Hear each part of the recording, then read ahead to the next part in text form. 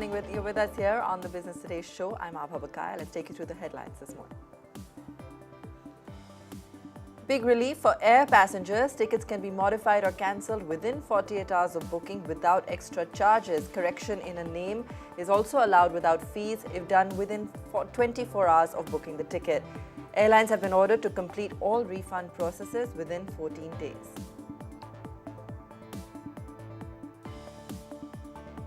Major cross-connection in the telecom space with messaging giants WhatsApp and Google challenging the government's new SIM-binding rules. They've called them unconstitutional and beyond the powers of the telecom ministry.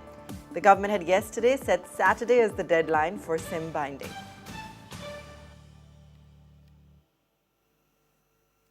In a complete anticlimax, Paramount walks away with Warner Brothers as Netflix drops out of the fight. The final price tag of $111 billion is no longer financially attractive, says Netflix, adding that it will instead invest $20 billion this year on films, TV shows and other entertainment offerings. The streamer's stock jumps 13%.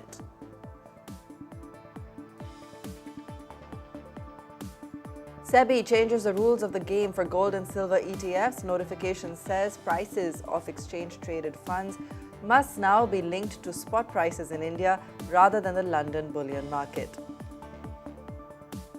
The move ensures valuations reflect domestic market conditions. Markets, meanwhile, waiting anxiously for the big Q3 GDP numbers revealed this evening. All right.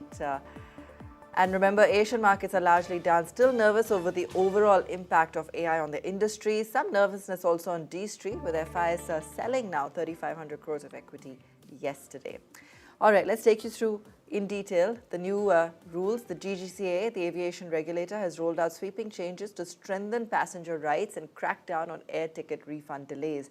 Passengers will now be allowed to cancel or modify without any extra charges within 48 hours of booking the ticket. However, this is conditional and can be done only if the date of the journey is more than 7 days from the booking. For international flights, the journey date has to be more than 14 days away. Minor modifications in names can also be made within 24 hours of booking the ticket. The move comes amid rising passenger complaints and follows high-profile refund disputes during last year's flight disruptions. Let's go across to Karishma Sudani, who tracks this very closely. Karishma, talk us through the kind of relief that we'll see for the passengers, but also whether or not this is going to put any pressure on the airlines. Abha, like you mentioned, the relaxations do come in as a major relief, but they come in with some limitations, especially on the fact that if your journey is in the next 7 days for domestic and 15 days in international, then these relaxations are not very helpful to you. But keeping in mind what really happened with the whole Indigo crisis back in December, officials have hinted that DGCA via airlines was intimidated that more than 25,000 complaints were on an average coming on a monthly basis in terms of the cancellation, hefty cancellation fees that were being imposed by the airlines and also by the OTAs. So DGCA wanted to do this for the benefit of a lot of consumers who, in fact, a lot of consumers who make travel plans 2 to 3 months ahead. Sometimes they may have to change, sometimes they may have to reschedule, cancel, or even changes in terms of their personal details like name or surname, usually taking a lot of red tapeism in order to get corrected. Hence, DGCA's relaxation in the CAR rules come in order to, of course, bring relief to the consumers. All right, thanks for that, Karishma. Stay with us. We also have another news coming in, breaking news coming in on your screen. In fact, speculation has been rife over India-US trade talks and an unscheduled visit by the US Commerce Secretary. More news coming in now on that front as well. In fact, we've got news that the US Commerce Secretary has now landed in Jodhpur and Howard Lutnick is here to actually attend a wedding. This is Nikesh Arora's daughter's ceremony. Arora, as you all know, is a billionaire. He's the CEO of Palo Alto Networks. And this is a day after fruitful talks with Piyush Goyal. So a lot happening all at the same time.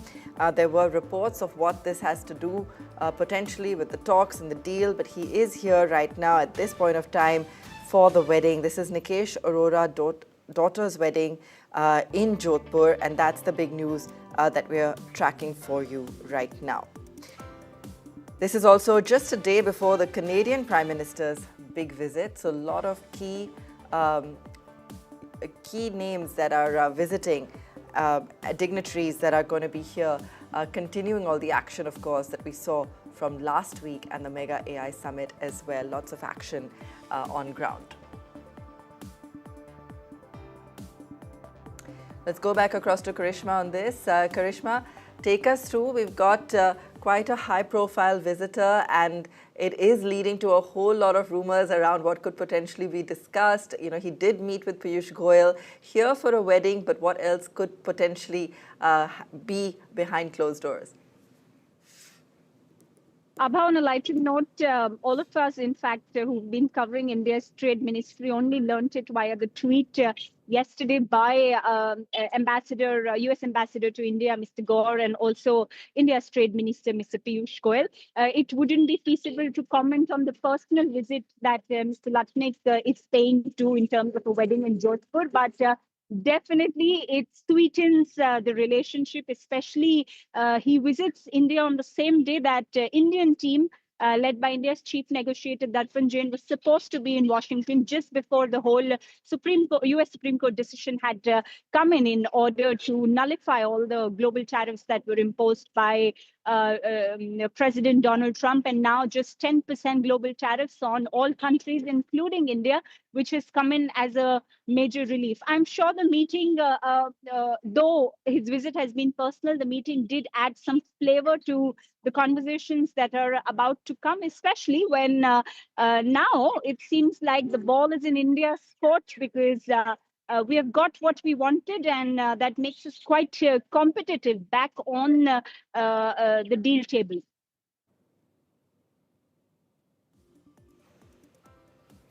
All right, Karishma, thanks so much for joining us with that. Exciting times and lots of smiles there. Yes, you know, of course, Latnik is here for a lighter occasion, but clearly now that all things are on track with regards to the trade deal, at least with India, things seem to be on a better footing there. Lots of key dignitaries visiting. We've got that big high-profile wedding in Jodhpur. We also have the Canadian PM visiting this week. So we will, of course, continue to track all of the developments as they roll out. Markets opening for you on your screen. The Nifty is down just a marginal touch on opening. We were expecting the bears to continue to put pressure today on the index, and that's clearly what's happening. And the Bank Nifty also down by 0.5%. Let's pull up the gainers and losers for you as well. Take a look at where some of the pressure is coming in from this morning. But clearly, we're not seeing too much respite. IT is actually looking all right and keeping some amount of support for the index. Infitech, Mahindra, HCL Tech up about 2% right now. So clearly that's where the support's coming from. And this is contrary to whatever we saw on Wall Street overnight. So IT, some amount of perhaps buying at lower levels that's coming in. But financials, clearly where some of the pressure is today. Shriram Finance, Bajaj Finserv, some of the key banking names also. That's really where the pressure continues. M&M also on that list. And we'll continue to take you through some of the losers there on your screen as well. Let me welcome in Shailendra Bhatnagar and Mayuresh Joshi joining us on the show today. Shail, let me come to you first on opening ticks and take a look at really how we're positioned for the day. Good morning to you, Abha, and to Mayuresh. A warm welcome to everyone who's watching us. Well, it's a volatile session, as has been for the last many weeks as far as the Nifty is concerned, as also the Bank Nifty. So we'll ignore these two indices but focus on sectors which are showing very strong moves. So look at PSU banks, look at metals, look at the FinServ space, something that you've just marked.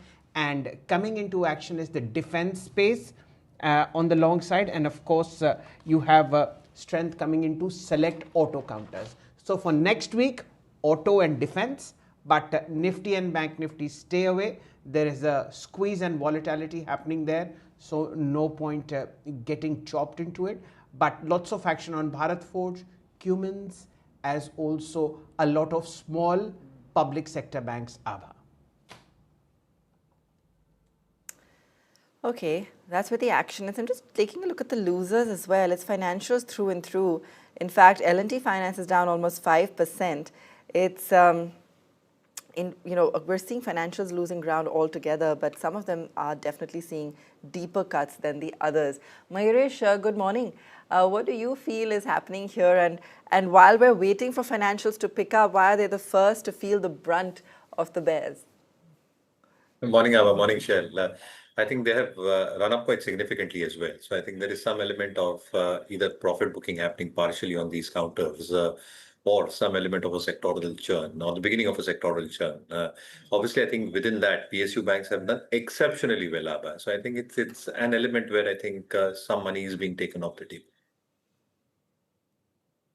Okay, so if you had to kind of paint this picture for us, Mayuresh, tell us within the financial basket, because we've got some stocks or pockets of it that are overvalued, but some where there's still perhaps reasonable value to be found. So how would you distinguish between, and also not just the banks, but also some of the, financial companies or the lending companies?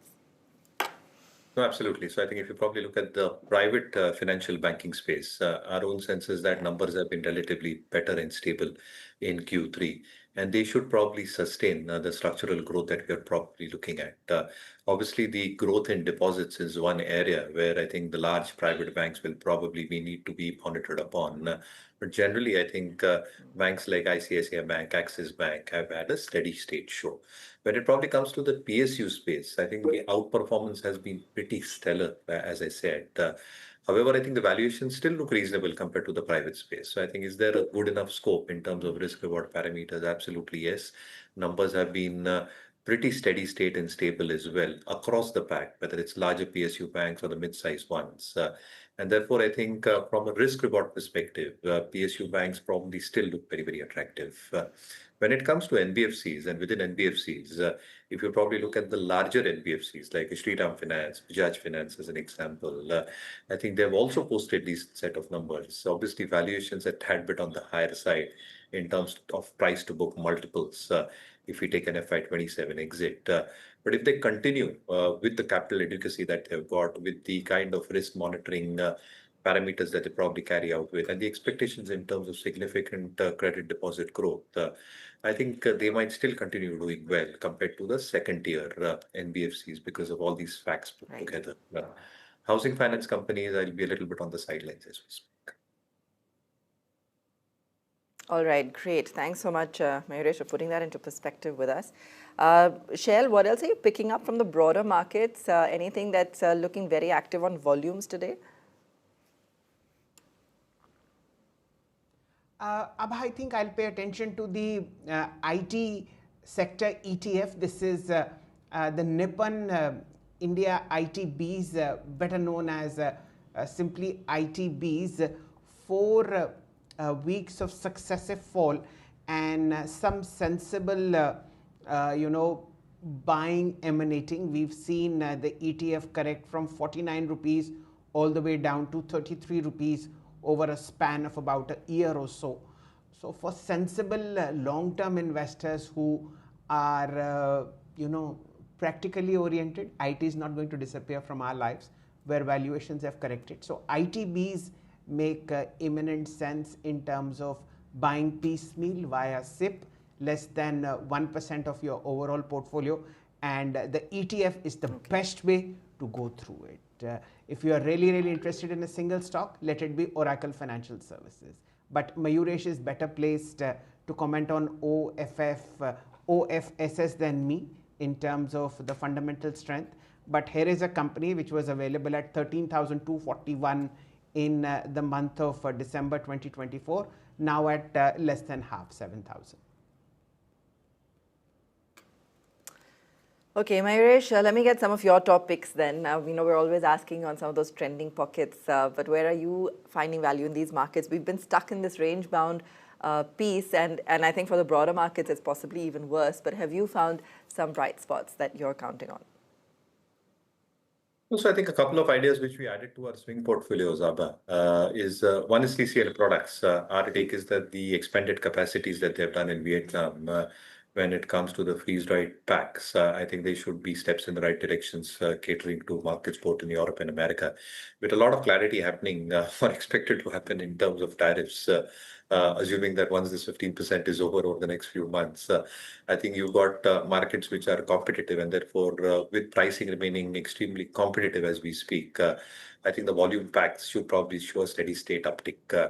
The retail brand is doing well. The expectations of margins staying in the 19-20% band or improving thereafter also looks to be a plausible case.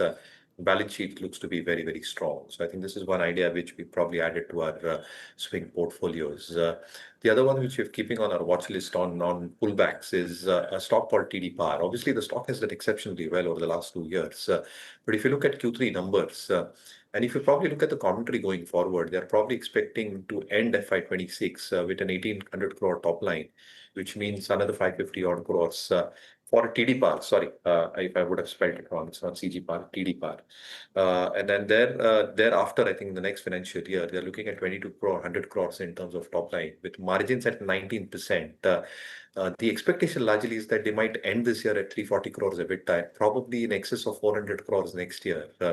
Large chunk of that coming through exports. And the two central pivotal themes, one, data centers and power equipment, which can do wonders for TD Power because of the kind of the business model that they've got in terms of supplying generators to both turbines as well as engines, which will remain the basic component required in terms of all these elements together. And therefore, I think though valuations stay on the higher side, I think earnings might justify valuations if one goes by the management commentary and expectations.